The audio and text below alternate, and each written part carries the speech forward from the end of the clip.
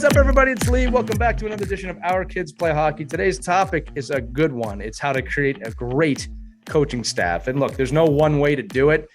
Different personalities, different people, different situations, but we definitely dive into a lot of tips and tactics that you want to look for when creating a coaching staff. And then, of course, we have a great discussion about what makes a great coaching staff. I'm really proud of this episode and what we've done. And listen, we've got a lot of support from you. And if you want to continue to show that support, you know what time it is. Check out whenhockeystops.com. Check out the children's book that Christie and I wrote dealing with adversity and all the life lessons that the game teaches. For those of you that pre-ordered already, thank you. The book is going to be in the mail starting about the time this episode is being heard. So check it out, whenhockeystops.com. Get the book, get some free gifts along the way. And above all, you're helping to support us here at Our Kids Play Hockey. And also, if you do love this content, make sure that you subscribe on your favorite podcast network. Leave us a review. Leave us an endorsement. It's a big deal for us when you do that. It really helps the show. We hope that we're helping you, obviously, with the information. So without further ado, enjoy this episode of Our Kids Play Hockey. Take care, everybody. Hello, hockey friends and families around the world, and welcome to another edition of Our Kids Play Hockey. As always, an organic topic today came up in discussions from the group here. We're going to be talking about how to craft, how to build, how to formulate a great coaching staff. And here's the deal. This is actually not an easy, this is how you do it type answer, because when you get to different levels, sometimes you have one coach. Sometimes you get to a level and there's too many coaches. Sometimes you get to a level and you got good coaches, you got bad coaches. So how do you do it?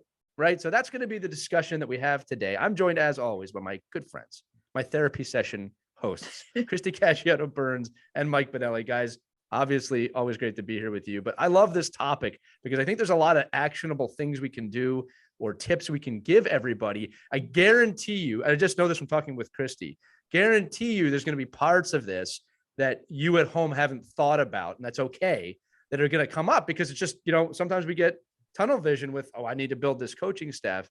But Christy, let's start with you, because you said something the other day when we were chatting about this that didn't really wasn't the first thought in my head. And I thought it was a really great point, but you mentioned your daughter's teams and what some coaches had done in the past. And then we'll get into like a little more step-by-step as we go on. Yeah. First of all, newsflash, coaching is not easy. You have to wear so many hats. You're a teacher, you're a counselor, you're a role model. You got to deal with unruly parents. You got to deal with kids who may be going through some difficulties as well. You need help. So you want to build a staff.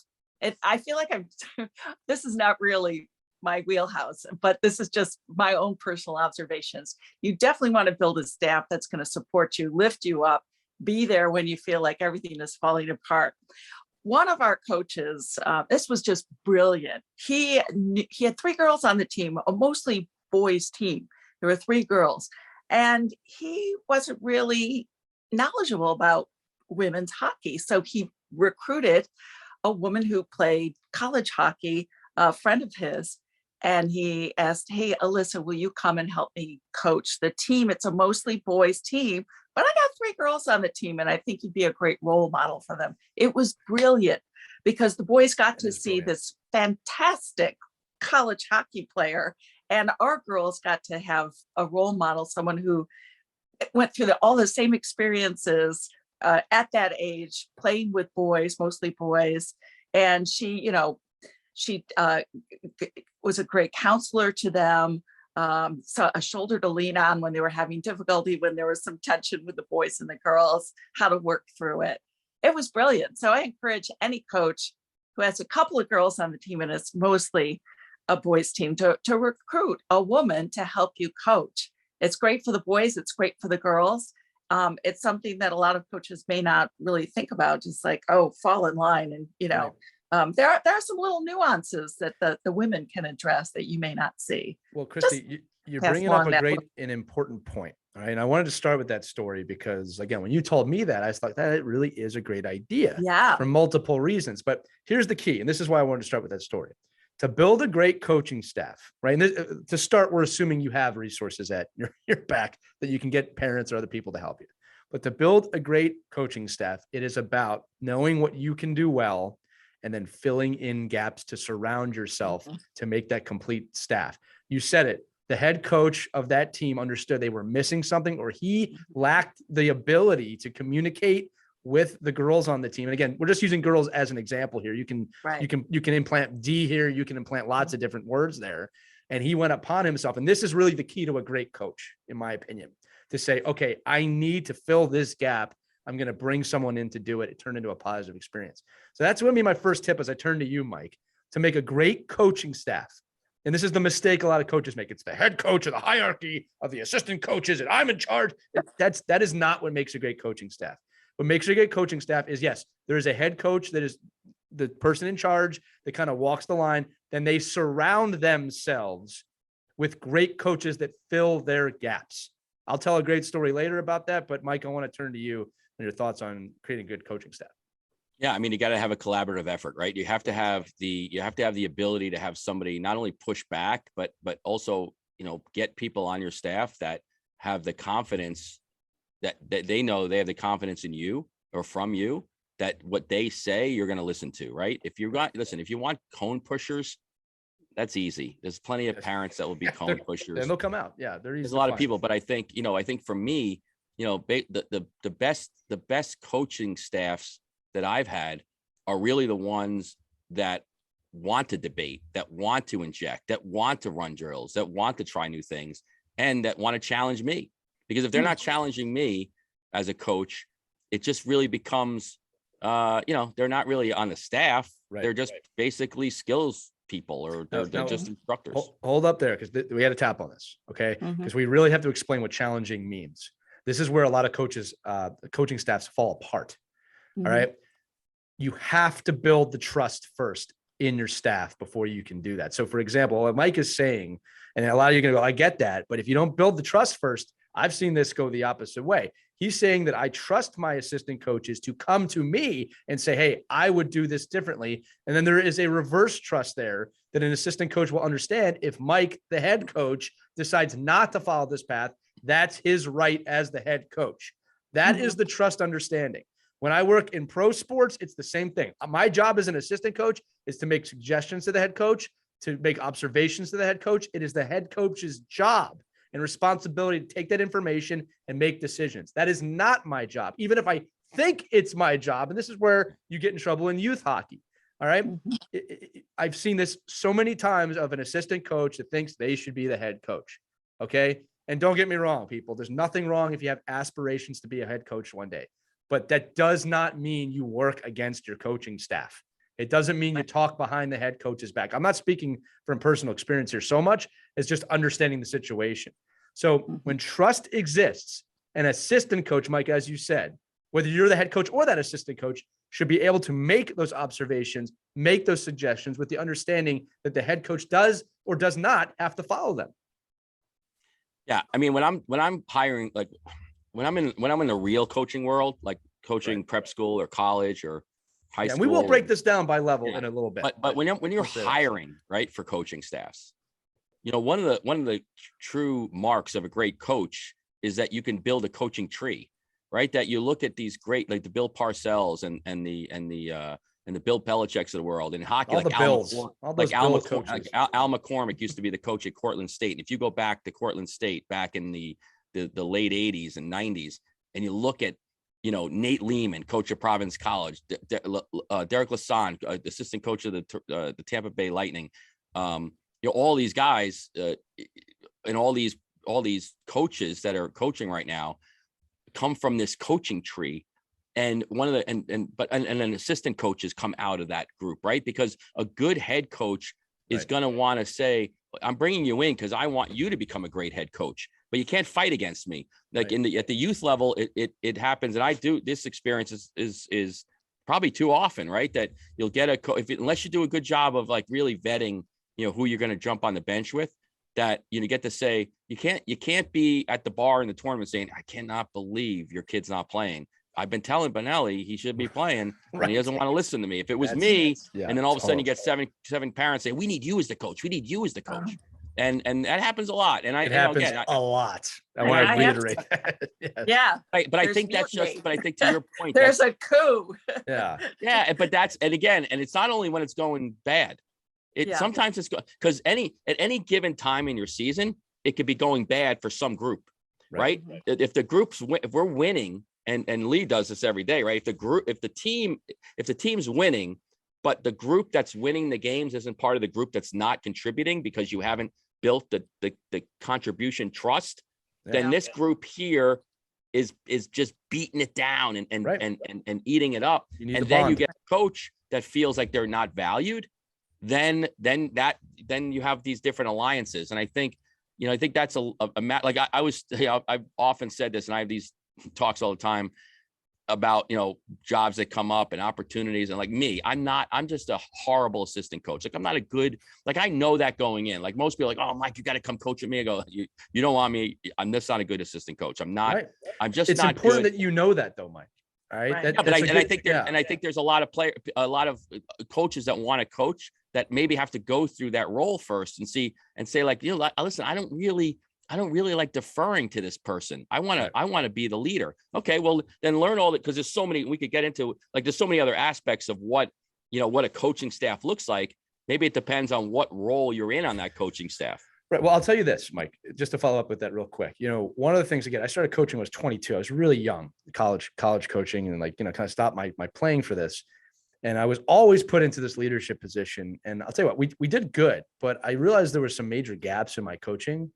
And this is kind of to your point, and you've understood this. I realized I needed to become an assistant coach to become a better head coach. Mm-hmm. Right. So what I did was I started to volunteer to be an assistant role, which I'm not gonna lie, it was super hard for me. Like you're saying, because I'm typically in the leadership position and I'm used to making decisions and there's things happening. And suddenly you're in this position where you're really just supporting somebody else.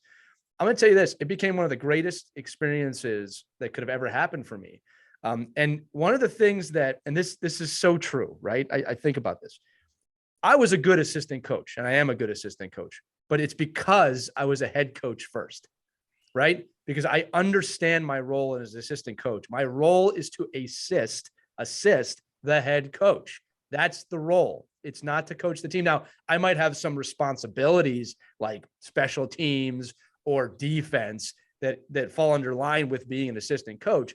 But at the end of the day, the role is to assist the head coach to do his or her job, right? And I'm so thankful for that experience. But if I wasn't a head coach first, I definitely would have been the ambitious assistant coach that was trying to get the job. I'm right. How does he not listen to me? And don't get me wrong, no matter what, you will go through points like that as a head or an assistant coach throughout the season.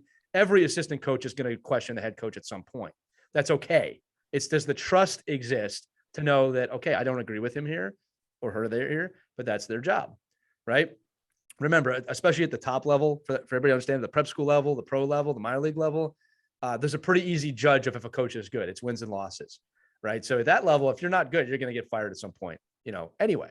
All right. Now at the youth level, a little more complicated. Christy, I'd love to hear your question. Both of you guys have coached. I've never coached. And we know that a coaching staff. You're a parent, you've coached.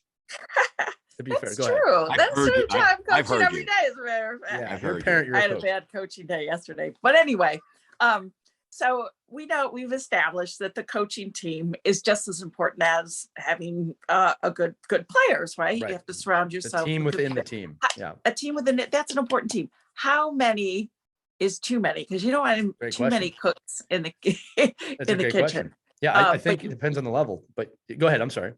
Yeah. So that's my question. Let's take youth level. Right. 8U. Yeah. So here's the deal.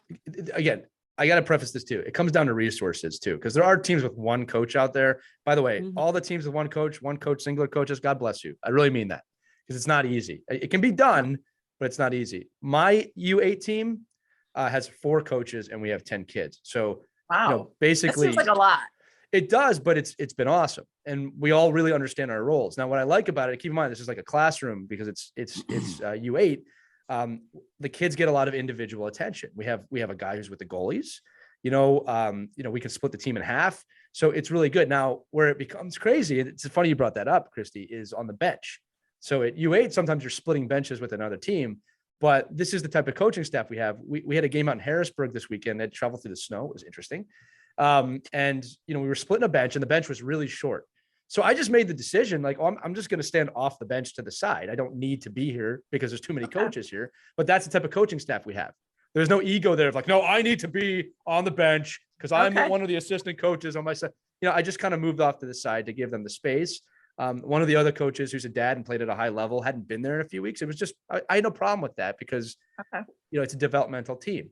Now, obviously the higher levels you go up, in my opinion, and Mike might disagree with me on this, 3 to 4 coaches is totally appropriate. When you get to the middle school, high school level, I think you should, if you're doing it right, you have a head coach, offense coach, defense coach, and potentially a team building, special teams. There might be other ways to do it, but I think 3 to 4 is actually appropriate if you're doing it correctly. Because at that level, and Mike, again, I'll throw it to you. I think the head coach really needs to be paying attention to the full gamut of the team. And if he's focused on offense or defense solely, it can become a problem. Again, based on the resources and availability you have. This is not always the case if there's not enough coaches. Mike, I throw it to you too, though. Yeah. I was just on a call with Tim Bothwell, who's the women's Olympic assistant coach with the Danish women's team, and this guy Gino Gasparini, who played in the NHL for a long time. He runs the Chicago Mission in Chicago, and we just talked about setting up your benches and the challenges of finding good staffs at any level, right? And we focus on the youth level, but because we're talking a youth hockey audience, but I think I personally, like I would joke when I do my parent presentations that as many parents as I can get on the bench with me would be great. Right. Because then, when the ship goes down, then we're all going down together. Like I'd rather have the bitchers and the moaners on the bench with me. Right. They're part of the problem. They can't yell about me. So I like them being on the bench with me. You want the Titanic scenario. You want the orchestra playing as the ship I want everybody playing with me on the bench. So I can turn around and say, we're all part of the problem here. It's not just me. No, that's wishful thinking, Mike. But I think there is, if you have parameters and you could get good people to follow the parameters, like, and Tim talked about this. I like being more in the back. I like running the team. I like being able to say, listen, I need you to run the forwards. I need you to run the D at the youth level. I need you to open the door. I need filling you to in gaps. I need you to pick up the breezers and throw the kid over the high boards. And I probably would love somebody sitting in the stands. Like, you could give somebody a moniker of eye in the sky, or just, doing stats or doing turnovers. And, at the youth level, you don't get to really talk to the kids in between periods. You probably shouldn't talk to them in between periods other than rah. But, because they're not get some water, sit down, change their game. Like they're not going to change the strategy. Right. Yeah. You game. But at the 8U level, like, really at the way the ADM set up and USA Hockey set up, really at the 8U level, that most kids in that are playing cross ice hockey and playing station-based programming. Right. You really need 8 or 9, 10 coaches, but you need coaches that understand their role. When I was an assistant coach to a head that ran the ADM program, and I was station 6 guy. That's it. Station 6, do your job, Mike. You're station 6 guy. We're talking practice. Totally. You don't have to do anything else. But and then in the games, I just sat in the stands and some, because you're really not coaching. I mean, you at that, and then the 10-year-old, 11-year-old, yes, you start getting coaching. But when you start getting the ego that you're actually coaching the game, like where you're influencing it so much, and really all you're doing is shortening the bench and saying, I'm going to put my best kids out there. You're not really coaching. You're just you're managing. Mike, we said it this weekend to the 8U team. Like you hear this at the high levels. We said to the 8U team, and look, let's be honest. 8-year-olds have a hard time focusing. There's nothing that's not unnatural. But we told them, and I don't think we were wrong. We said, and not in a negative way, look, we can tell you all we want, but you kids play the games. You guys, you girls, you play the games, not us. So we can give suggestions, but at the end of the day, I didn't think it was too early to give that message. Do they understand it and comprehend it? I don't know, but it's the right message.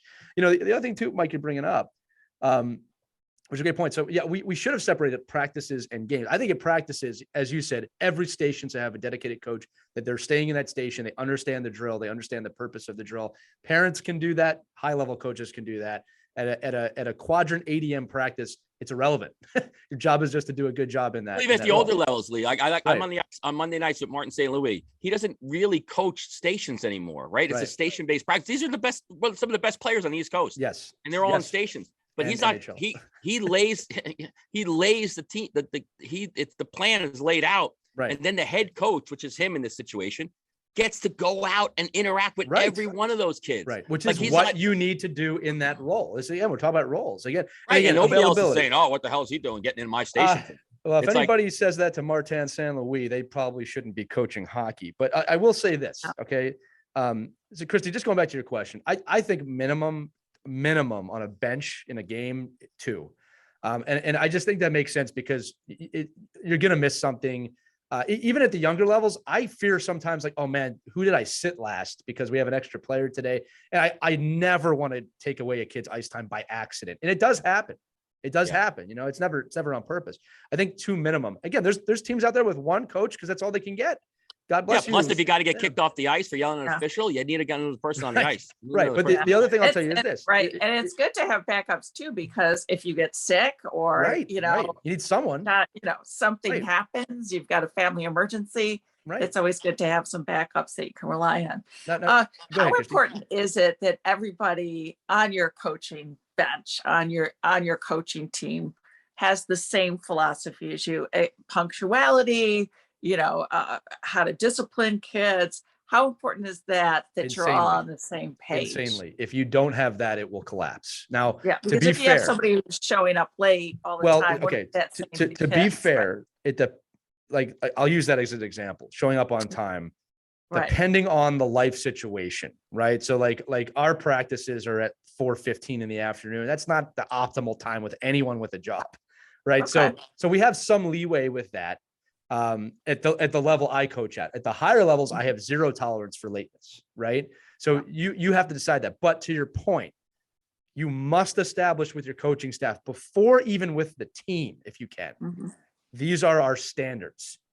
These are the standards we have as a coaching staff. I was going to ask you guys this as a trivia question, because when I coach coaches, I ask this all the time. I'm all about building team bonds, trust, accountability. Who on a hockey team, or really any team, is the biggest threat to a team bond? What do you think the answer is to that? The biggest threat to a team bond on any team? Coach. It's the head coach. I was going to say the parents. No, it's the head coach. Well, because you could get sucked into the parents. I mean, you could listen, the coaching staff and it's specifically the head coach and the coaching staff. You set the standards for your coaching staff and your team. You cannot break your own standards. You cannot be hypocritical with your own standards. Right? If the coaching staff is broken, if you're fighting on the bench or off the bench with other parents about ice time and, oh, I should be head coach, like that you did that before, Christy and Mike, like this is how it should be. You're killing your team. And worse, it's not even about the kids anymore at that point. And I'm going to tell you both this. I have seen this more times than I'd like to admit. Egotistical, horrible mentalities that destroy a team. Okay. And I'm not going to say to you that there's not problems that happen. Okay. Things happen in life. Not every team is destined to be awesome and win and do it every single year. Okay. But I have to bring up ego because that is so detrimental to coaching staffs. It's not about you in youth hockey. It never is. Okay. It isn't even in the pros if you think about it. All right. I always compliment the team I'm on. I'm so fortunate this year, and I mean that. I know it. I'm on a great group, great parents, great coaches, great kids. I'm enjoying every moment because I know how fortunate I am because I've been on other teams that weren't like this. But the ego is not there. I don't feel like there's an ego with any coach on the bench. We help each other out. I've had conversations of, hey, can you talk to my kid? Can you talk to this kid? Because I think you're better suited for that. It's not about me. Great example too. We're adaptable. If one of the coaches on the bench in a game is very vocal, right? And people who know me know this team can laugh. We have one coach who's very vocal. I'm a vocal guy. I host podcasts for a living mostly, right? I know when he's very vocal, I need to back up on how loud I am that game. And it's not because I don't want to say something. We don't need 4 yellers on the bench at that time, right? I adapt to the situation, right? And if he's not there, I might be more vocal. That's a really good cohesive coaching staff. We all trust each other. Here's the other thing I want to say real quick, right? We know this from the show, right? I have some experience in the game. And I said this at the beginning of the year.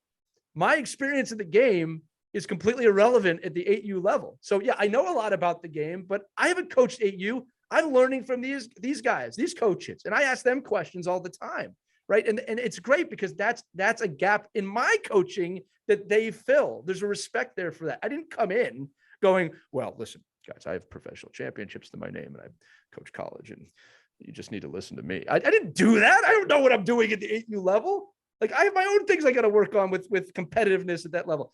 My point is, because I'm getting excited. We like that. I could tell, right? This staff that I'm on, I'm thankful for it. We all fill each other's gaps perfectly. There's a mutual respect. Christy, you asked the question. There is a standard of respect. There's a standard of trust. There's a standard of teamwork. If one of us can't be there, the other one steps up, right?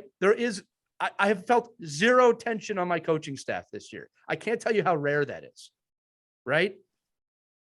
To me, that's it being done right. Adversely, I have been on staffs where I know an assistant coach is after my job or trying to actively sabotage another coach. Right? And listen, I got to say this again. Like I know there's a-holes out there. I know people are people. Don't get me wrong. Right? Like, that's why I said before I started here, not every situation is fixable. Sometimes you need to remove people from the staff. It's not easy. Would you fire them? Yeah. Listen, if I had a disruptive parent, the exit door, you're out of here. Have you ever if had I have a that? disruptive parent on the bench and I am the head coach, because that's their job. It's not the assistant coach's job. I might make the suggestion. I want them removed from the bench. All right. And I shouldn't say I don't care what happens after that. I would probably explain it in a way that made sense. They're probably not going to be happy about it, but I'm in charge. These, if I'm the head coach, those kids are my responsibility. Yeah. Right. And I don't want any venom on my bench. All right. And again, I'm not talking about a parent that's hard on the kids. I'm talking about someone who's detrimental to the team and the development of the children. All right. And unfortunately, there's a lot of them out there. They probably don't listen to this show, but there's a lot of them out there. I'm going to say this again, and I'm going to throw it back to you too, because I'm talking a lot. It's not about you as a coach, ever. If you're not looking at the players on your team like they're your kids and your family, you're doing it wrong, in my opinion. It's not about you. Younger coaches without kids, first off, God bless you for volunteering your time. You love the game. That's going to be the hardest lesson for you. If you got into coaches and you don't have kids or a kid on the team, I'm not saying that that's something that's bad, but I'm saying you have to understand that kids are still the purpose of the coaching. It's not about you and what you know. It's about, can you get this group to work together? Can you develop them? Is every player included, including the best player to the worst player? Have you created a cohesive environment where people will learn and grow and be better? Every team I've won with had that. I've never been on a team that won that did not have that, ever. It's never happened. Yeah. Now that I'm done yelling. No, that's passionate about this stuff. This is like my reason for being on this planet. Yeah. So, Mike, what do you do if you've got somebody on your bench who's toxic, who's maybe a screamer, yeller, degrading, though, not in a positive way? Because we established last week in our podcast that it's okay to scream and yell if it helps to motivate, but not to degrade. So what if you've got some toxicity on your bench? Turn of a situational screamer. Yeah. Right. So how do you deal with that? Do you just say there's the door, you're out, or do you try and work with this person? What do you do? Well, I think it's just a couple of layers there, right? Because it all depends on if you did your job with vetting the people you put on your bench, then hopefully you're not, I often say this about parents that come to me, after 3 months into a season and they can't believe their kid's playing for a coach and they're horrified. And the person is just so negative and abusive. And I have so little patience for those people now, because you knew going in who that person was. There's no way in this world today that you don't know. And we've talked about this on the episode before, go, and you've done it in your book.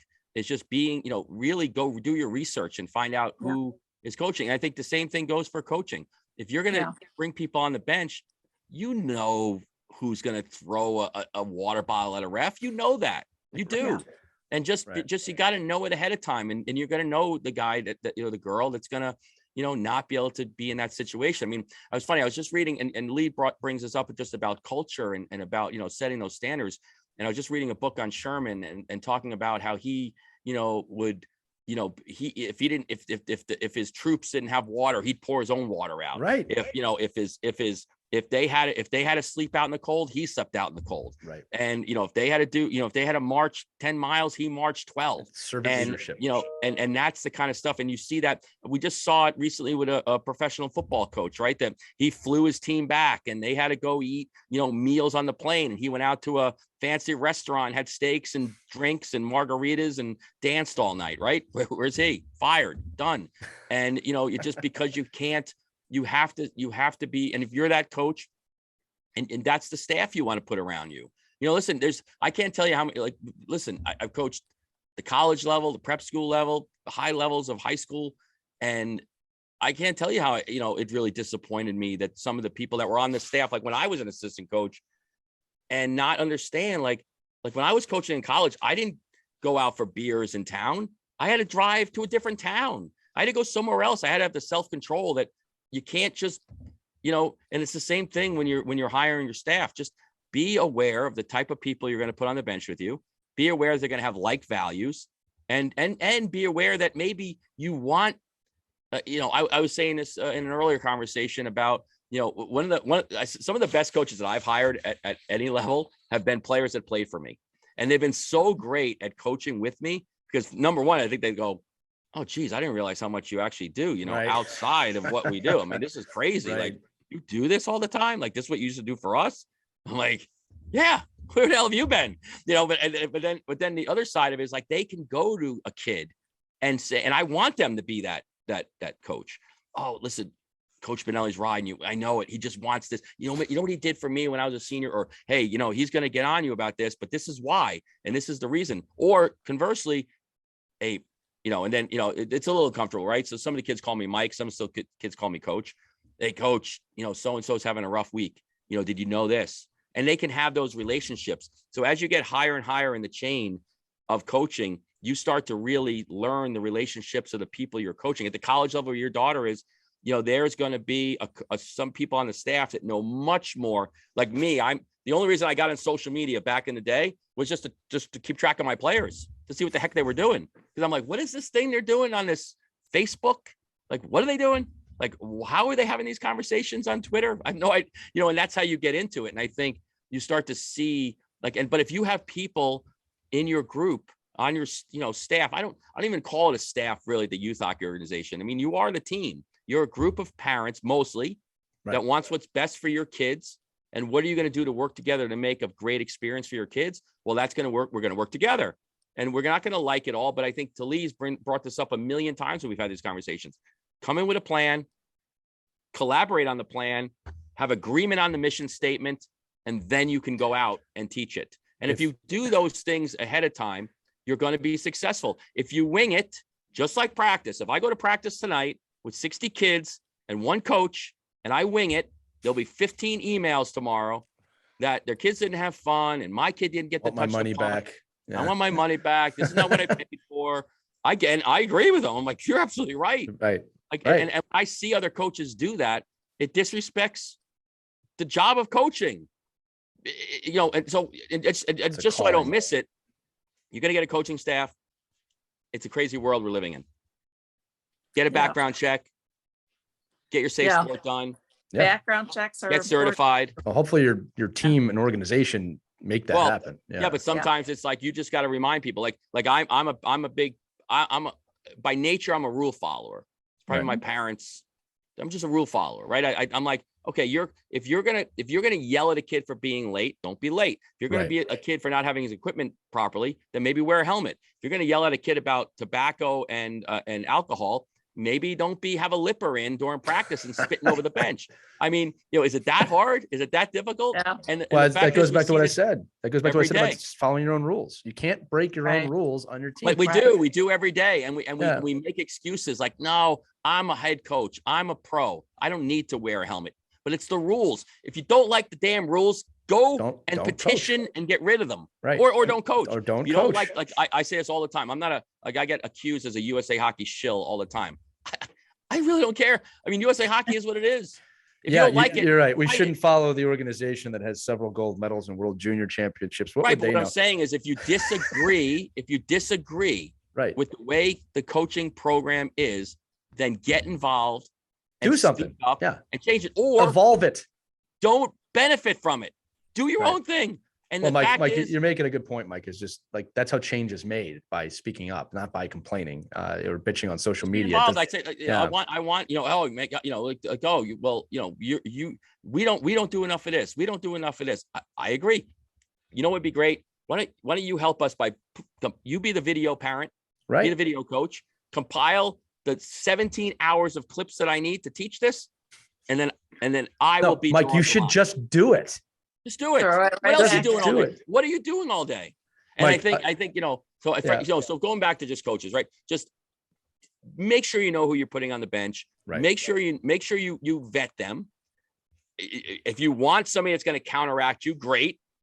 If you're going to have a fiery person, great. I love that. I mean, I'm the fiery guy on my bench. I love having two people who are like, this guy's lost his mind. But and somebody that can grab you. Like, coach, wake up.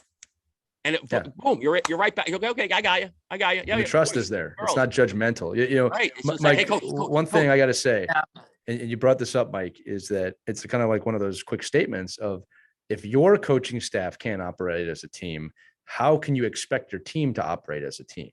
You can't give somebody something you don't have. If you have a broken coaching staff, you're going to have a broken team. Yeah. And I think, but you can control that. And we all get like lost in, like, one of the things that I want to be, if you're going to ask me to coach, then make sure you give me responsibility. Have a role. Plan. And give me a role. Yeah. I'm not adverse to that, but don't ask me to coach. And then what do you want me to do? Just stand there? I mean, the roles are important. That's what backup goalies are for, to open the door, not me. You're bringing up another really good point for this episode, is that you have to have a role, right? Every great coaching staff I've been on, you know your role, you know your responsibilities, and you have a job to do. We talked about this with players on the team as well, right? Your players have to have roles, but it's the same thing in a coaching staff. And the head coach's job, in my opinion, is to make sure that you establish those roles, discuss it with your assistants, and then let them have the role. Don't try and control them in their role. It's another mistake, especially younger coaches, myself included when I was younger. I have to control everything. No, you don't. That's why you have the other people there. It's so cool too when you empower people to be a coach and let them do things. They come up with stuff. You're like, oh my God, that's unbeliable. Like, you came up with that. Like, wow, I really like that you came up with that idea or that plan and go with it. I mean, I think this is great. And I think the biggest thing too, I'll give you one quick example of when I hired. So a couple of years ago, many years ago, we had a nice state championship Connecticut team. And the year before, we struggled, not terrible. We were a good team, but we missing pieces, right? So what happened? 2 head coaches had gotten fired. The first 2 people that got phone calls. So on my bench on year 2, we had 2 head high school coaches with me on the bench. And I can't tell you the looks I would get, from my colleagues. Like, this guy's going to take your job. Like, why would you hire that guy? He's a head coach. He wants your job. I'm like, well, I'm pretty confident in myself. And I'm like, well, I want him to be the best. If he's striving to be the best coach and wants to get out from under this, but maybe he doesn't. Maybe he likes the role of the assistant coach. Maybe he likes the role of saying, because you forget, right, Christie? Everybody thinks the head coach is just coaching the team. Right. He's probably like today. I wish I could share my phone screen with you right now, right? There's 17 text messages about this weekend schedule. Somebody's wondering about what the kids are going to do for Sunday. Somebody wants to know that 5 kids can't come to practice. Somebody else wants to know when the goalie coach is coming. Somebody wants to know why the video hasn't been updated from this weekend. Another person wants to know if we're doing an end of the year party, when the banquet's going to be, if we're going to retake a team picture, if we're going to, and by the way, wants to know why I can't read that one. So the rest of it, so every coach watching right now can relate to this. So the bottom line for me is, there's so much that goes into it. Delegate, get those really good people to go out there. And when I had these 2 head coaches on the bench with me, what they were relieved of, like, I don't have to do any of that crap. Like, I don't have to go to the league meetings. I don't have to go to I don't have to go get sponsorships. I don't have to go to the parent meeting. I don't have to go to the principal's office because so-and-so has been late every day for a week. And I'm trying to get this person to a game. You really get to coach. One of the things that really hurt me the most was when I took over in my district for the coaching education team, and you become the coach in chief. You become the CIC of the East District. I don't get to coach anymore. I don't even get to speak I'm worried about budgets and setting the roster up and making sure the audio visual works. Yeah, you're managing. Right? That's you're the managing. same. Yeah. But if you really love coaching, sometimes being on a coaching staff as the assistant coach is the most coaching you're ever going to do. Well, it's like a pilot, right? Good Like point. in the Air Force, right? You don't want to Right. get the desk. You don't want to get promoted because you get out of the plane. You get out of You're the like, jet. oh crap, I want that energy. I want that. Right. And I think but you know yourself, Mike. And again, this is something every coach is different. You know, you got to find out what you're good at. And great coaches help to delegate responsibilities and understand what somebody else should be doing and needs to be doing in order to be successful. This goes back to the very start of the episode, filling each other's gaps. Right. Mhm. Again, great story. I'll tell you guys real quick. You know, when I was coaching in the UK, the head coach is and still is one of the best tacticians I have ever worked with, ever. Brilliant hockey mind. Right. And he told me this, he understood that I had an ability to speak to the players in a way he couldn't do that. And I will always give him credit for understanding that and saying, I need you in that role. And I understood my role and I executed on it. Right. We were a great coaching staff because of that. And if I had tactical advice that I thought I wanted to give him, I gave it to him. He took it. And if he didn't do it, that's fine. That was the understanding. Right. And the same thing, if he needed a message to the players, he didn't just do it. He came to me. How should I say this? What should I do? Right. So you have to learn how to fill in each other's gaps. And if ego is there, it will ruin that for you. You cannot allow ego to play into that equation. If you think you know better than the head coach, have a freaking discussion, okay? And deal with the outcome. Don't complain about it. Don't get mad. Again, if it happens over and over and over again, make a decision on whether you want to stay with the team or adversely, you want that coach to be on your staff. Turnover happens all the time. But look, like again, based on availability and right. Or have a secret lunch with the influential parents and get them out of there. Yeah. Look, I was on a team staff one time, and this was devastating. And I'll talk about this. I had assistant coaches eating with players behind my back and didn't know about it, and it started to rip the team apart. Now, look, it's easy just so everybody listens and understands this. It would be very easy for me to say, how could they do that? That was their fault. At the end of the day, I was the head coach. I probably should have been paying more attention. I'm not taking full blame for it, but something I was doing was making that happen. I didn't do my job well enough to keep that from happening. That coach didn't feel comfortable enough coming to me. So it's not ever completely on one person. All right. I shouldn't say it. Most of the time, it's not completely on one person. But another bit of advice for coaching staffs. Okay. Think outside the box. Number one, read the room. Christy, going back to the story you told. I love that the coach understood, hey, I need a female on my staff to relate to these players. That's awesome. Yeah. Representation in this game is something that's important. Take a look at your bench. And I'm talking about ethnicity. I'm talking about gender. I'm talking about attitudes. I'm talking about emotions. And make sure you have people that can correspond with the group that you have. Yeah, we talked about this before. I'm not talking about going soft on anybody. I'm talking about make sure you have someone that can communicate effectively to the people you have on the bench. Next tip, coaches, head coaches especially. Get your staff together once in a while. And there's no excuse not to, even in the pandemic. We have text, we have Zoom, and you might be in an area you can go get a beer or go to the restaurant together. Meet up every once in a while, just talk. You know, you'd be surprised how much a once a month talk outside the rink can have a massive effect on your coaching staff, because you can air stuff out and you can talk. You can say, it really frustrated me when this happened, or maybe you guys are commiserating over the same thing and none of you know it.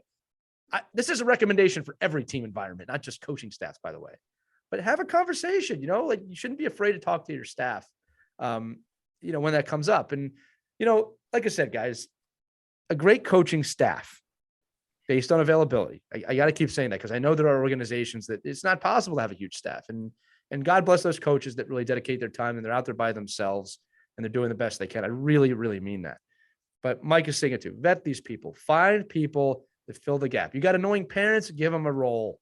Get them on the camera. Get them doing stats. Here's the nice part about it. Mike, you'll probably admit this too. The really annoying parent, when you go to them and say, hey, you know what? I love that you're so passionate about the success of this team and your child. I'd love for you to do plus minus for this season. They may jump on it, or they might go, I don't want to do that. It's okay. You don't hear from them too much anymore after that. All right. Give them a role. I literally just did that. I had one parent that said, I played college hockey. I do this. I've done that. I can skate. I play adult league still. I'd love to help out. I do not want to do anything off the ice. Okay, great. And now I know you don't want to be moving the boards or helping with the nets or getting the water bottles. He doesn't want it. I'm like, okay, well, I don't know if I have a ice on, because, they all want, all the parents want to help. do the power play. I get it, but shoot the puck, shoot it. I know how to yell, shoot puck. Okay, you're perfect for me then. I need four of you because every coaching staff needs. Nobody shoots the puck. Damn it.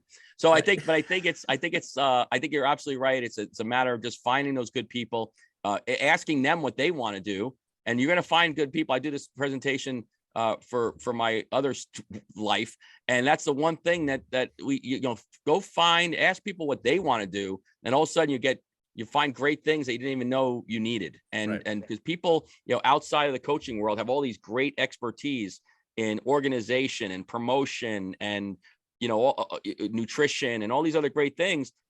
Use those people and advocate for them to help. Don't put the shield up and say, this is the staff and we're a closed knit group and there's nobody allowed in. I mean, even USA Hockey was doing it for years. This is our 10U staff. You can't come in the room. Even USA Hockey was doing it for years. I don't know if they still do it. I'll look it up and see. But you used to be able to, used to apply to go out to the NDTP program and shadow the National Development Team program. Probably not during COVID, but before that, you'd go out there on a Thursday. You'd fly in. You'd have breakfast with the coaching staff. You'd be in their practice sessions. You'd be in the video sessions. You'd watch the game. You'd break down the game. You'd be in the next day, the breakdown, and you'd be immersed in the coaching staff. And this was every weekend for months and months and months. And they weren't like, oh my God, we don't want to let people behind the curtain. They were like, we're a collaborative group here. We're trying to make the game better. If we can make the game better by helping coaches be better, then that's great. And if you can, if you're an organizational leader and you listen to this, give your coaches the room to find good coaches. Make those coaches room. Give them an area to themselves. Give them a coffee club opportunity. Pay for them to maybe get together or have a Zoom session once. Have a group session and give them, continuing education and say, even listen to this. Say, listen to this podcast. Go out and find yourself two good coaches. And I think sometimes that's the only nudge you need. I literally watched 4 high school games this weekend, 1 high school game with 1 coach on the bench and 1 coach in practice. And it just doesn't, it's so hard to work this way. Yeah. It's so hard. It's unfortunate because it's not right for the kids. It's a chicken with a head off scenario. Yeah. Right. Yeah. Right. And let's all agree, coaching is really hard. You need help, but you need to surround yourself with positive people who help support that positive messaging as well. Yeah. And just rounding out this episode too, I want to say this too, and I alluded to this earlier. Look, if you're on a staff right now that's not great, you're not having a good time, learn from it. All right. Don't quit coaching because you have a bad staff. All right. We have a saying in coaching, never be a kid's last coach, meaning that you're so bad the kid doesn't want to play a sport anymore. But if you're on a bad staff, it happens. I've been on bad staffs before. All right. And it's only made me learn because I decided to say, okay, what's going wrong here? What can I learn about the situation so I don't apply it in the future? And look, you're not always going to have a great season. I don't know anyone that's coached and had great seasons every year that they coached. But it's not a reason to stop. You got to learn. I've said this on the show many times. It's like my quote: good coaches know everything. Great coaches know nothing. You're constantly learning. Again, quick recap of the episode. 1, build trust. Understand trust and standards. Surround yourself with people that fill your gaps and can understand those standards to start to work together. Meet with each other. Talk with each other. Communicate. When it comes to practices, you can't have enough people out there to help you, right? Parents, overbearing parent, give them a role and watch how they fly or drop off right away. And then additionally too, it's not about you. I can't stress that one enough, right? I became a more successful coach when I dropped the ego, dropped my reasons for doing it personally, and just made it about my players. Not only did I find more enjoyment in that and more satisfaction in that, but, and I'm not patting myself on the back. The win record got better. Everything got better from that. Because I think about those kids or the players when I do everything, right? I think about my coaching staff too. Don't get me wrong. It's not selflessness to the point of, I'm unhealthy, but it's not about me. Like if they play the games, I had my time on the ice. I'm very thankful for that, but I'm not on the ice anymore. They're on the ice, whether they're 8, 18, or 38, right? It doesn't matter. So I hope we've given some great tips today because this is a really good episode. And like most of our episodes, you guys, it's not always an answer. There's not always like, this is how you do it. Sometimes we have episodes like that, but this is just our opinions and our thoughts. And these are the conversations that aren't happening that need to happen. Actually, one last point, Mike, I was actually bringing this up to my staff the other day. Like, why are all the Mike coaches, all of them in our organization, why don't we have a Zoom meeting once a month so we can compare what we're doing from the A team down? Why don't we have a organizational coaches meeting once a month where all the coaches are there and we can share what's working, what's not working? Now, I know there's time constraints. People got to work, but if I'm a good organization, I want to know what the A team's doing. I want to know what the B team's doing, what's working and what's not. That's coaching. That's learning, right? But what's funny, and I didn't get this with this team, but you hear this, we can't because this guy won't let that happen. Well, what the hell is that? You don't let one person stop you from having a meeting and learning and talking with each other. And, that's another, we got to learn from each other as coaches. Nobody knows how to do it one way, right? At 22, I knew everything. I knew how I wanted to do it. I was the best coach in the world. I was going to be the best coach in the world. I needed to learn from other coaches. I was wrong, right? That's the key here. So anyway, look, we're going to round this out. I'm going to give final thoughts from you two. Before I slide into my close, but I just love these episodes because we're bringing things to light. And also for everybody listening, all different levels of experiences here. We would love to hear from you. Absolutely. So, maybe we hit a chord with you and you're like, oh, that sounds really familiar, or you're going through the same thing, or you need a little bit of advice. We'd love to hear from you because we're kind of like the Dear Abbeys of hockey. That's a great way of looking at it. So I like that. Dear Christie. Reach out to us if you got something on your mind, you want something to address, or you just want to talk. We'd love to hear from you. See, Christie, what's going to happen is you're going to get the Dear Christie emails of like, I really related with what you said in the last episode. And Mike's going to be like, Dear Mike. Yeah. Dear Mike, listen, how come the party hasn't been planned yet for the end of the season? Don't if you're somebody that don't hate on us. If you're somebody that coached with me, please do not make any comments or questions. I don't want to hear from you because I probably fired you for a reason, or you left. I'm kind of hoping they're listening now, Mike. I mean, we could use a little drama on this show, right? I get all the time. I get all the time. Like, hey, coach, I saw your Facebook post and I listened to your podcast. And he's like, when did you change? Like, when did you get like that? I go, well, let me here, get on the phone. Let's have a conversation about it. Look, I'm going to say this right now, Mike, for everybody listening. Christie is a trailblazer in her own right in the world that you work in, and she's a hockey mom. I value her opinion so much because I'm just at the beginning of my parenting journey. Doesn't matter where I coached. She has the full breadth of experience here, of kids going through hockey. And then Mike, like here's the thing, Mike, I always say this about you. If you're not from the Northeast United States, Mike has that Northeast condescension that we all have here, which is I know and you don't. It seems like that. But when I look at Mike, you break Mike down. I'm going to compliment you. You didn't ask me to do this. I see a guy dedicating immense amount of times to getting his practice plans right. A guy who genuinely cares about his kids, right? I see a guy that doesn't want to deal with all the extracurricular crap of people's opinions just to give him their opinions. There's no value behind them other than I just want to be heard. That's the type of guy you want to work for. And when I say about removing ego, Mike, I'd love to be on a bench with you, right? Because here's the deal. I'm sure you would annoy me in the way that you speak, but I trust you. That's okay, right? Because I know your core is correct. You're doing it for the right reasons, right? Like it's okay if you're abrasive because maybe that's just not my role in that team.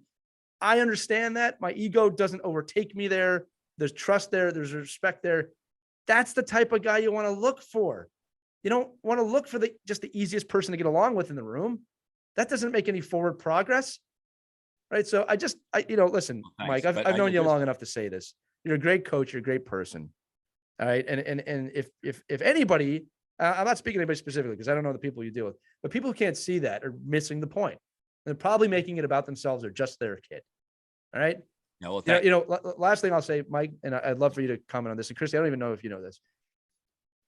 This is so true of good coaches. I can't speak for everybody. If people understood, not just throw the tactics away, throw all the practice plans away. I wish you knew how much we care about your kid. It's not something we can ever really talk about, but I wish you knew how much we care about your kid, even the ones that piss us off. I wish you knew. Okay. I can never be your kid's parent. That's your job, right? That's your right. But we care so much more about your kid than you think as a coach, right? and it gets swept under the rug sometimes with some of the other stuff that we have to do. But Mike, I know you feel that way too. Yeah, I mean, for the same reason that we can't value who we are as adults based off what our kids do athletically, it's the same way I look at coaching. Like I don't judge players that play for me based off how much I dislike their mom or dad. Right. Like or how much their mom and dad dislike me.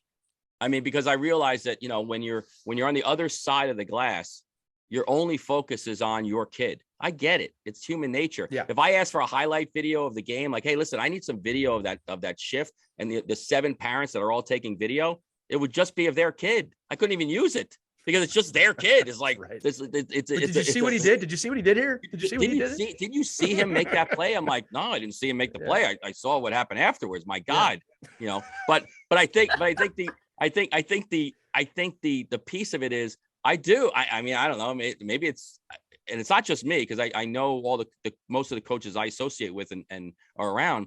If a kid gets hurt, I feel for that. If a kid doesn't like their ice time, I genuinely feel for that. If a child is out there and is not loving coming to the rink, I feel for that. And there's no coach that I know, none, that looks to say, I'm here to make sure your kid fails today. It just doesn't happen. And so, but they won't be coaching long if it does happen. I'll tell you all the pieces that go into place to help you. Like I said in our last episode of the yelling and the screaming, I'm just trying to improve every single day. Right. I'm not even asking for people to be perfect. I'm not expecting parents to be perfect. But when you're managing 15 or 20, in my case, young men, it's different than managing one. And when you care about 15, it's different than caring about your kid. Right. And that's something, a perspective I think all of us as parents have to see, because it's just a different, unique role that we're in, and nobody's out to see your kids fail. But you can influence that one way or the other very easily. Yeah, that's a great point.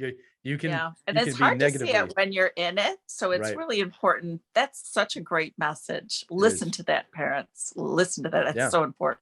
You might think you're helping, but you're not, and Mike, actually, you just brought up a topic for another great episode that we'll do here, which is how to coach when your own kid's on the team. That's a great topic. And I'll tell you right now, just based on what you said, Mike, because you're right. It's something you made me think about. Every parent's focused on their kid. Not that you don't care about the other kids, but man, try being on a bench with your kid and not being able to do that. Right. You have to focus on all the kids. And I've had situations, my kid, has come up to me on the bench and needs some emotional support. And I have to make a decision. I'm always there for my kid. Right. But is the timing right? I have to treat him like a player on the team, not just my kid. It can get tough. So I just want to finish on that note again. Any coach who's a real coach, because there are coaches out there that are really bad, but a real coach cares about your kid. Okay. I care about every kid I've ever coached. I really mean that. Even the ones that are disruptive and annoy me beyond belief, my thought is still, how can I help this person? It doesn't always happen. All right. But I don't ever remember a situation where I genuinely didn't care genuinely about a kid on the team. And if I got to that point, they're not going to be on the team that long. Right. Or I'm not going to be there that long. It can go both ways. So anyway, a lot of positives in this episode. Phenomenal. I just love doing this every week. We say it on every show. It's like therapy for the three of us. It's wonderful. Obviously, as Christy said, if you like what you heard, subscribe, leave reviews. That really helps us out in terms of getting the show out there. And tell your friends, tell your parents, hey, listen to this great podcast. It means a lot to us. Like the growing of the audience, not just to popularize the podcast, but we want to be there. We want to be a resource for parents, for coaches, for everybody in the youth hockey level. When we made the show, it didn't exist. That's why we made it. There's no show from hockey parents about the hockey culture at the youth level. So that is going to do it for this episode. So for Mike Bunnell, the coach, for Christy Casciano-Burr, who is also a coach. You just found that out today. I didn't know that. Yeah, thank you for listening to Our Kids Play Hockey. Check us out, ourkidsplayhockey.com, or wherever podcasts can be heard. Have a wonderful, wonderful week, everybody.